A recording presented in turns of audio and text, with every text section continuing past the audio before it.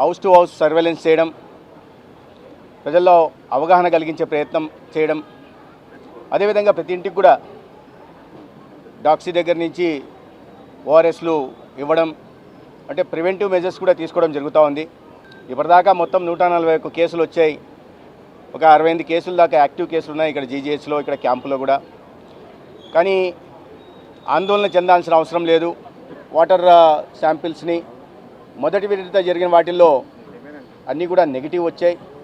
రెండో విడత కూడా మళ్ళీ పంపడం జరిగింది.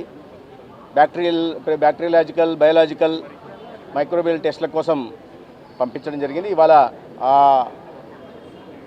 రిపోర్ట్లు కూడా రావాల్సింది. వాటి వచ్చిన తర్వాత దీన్ని మరి కాస్త కులంకుషంగా పరిశీలించి, అయితే ఇది బుడమేరు ప్రాంతం, భూగర్భ జలాలు కూడా కలుషితమైనాయా, అటువైపు నుంచి ఏదన్నా ఈ ఆర్ఓ ప్లాంట్ల నుంచి నీరు తాగడం వల్ల వస్తుందా అనే విషయాన్ని గమనిస్తూ ఉన్నాం.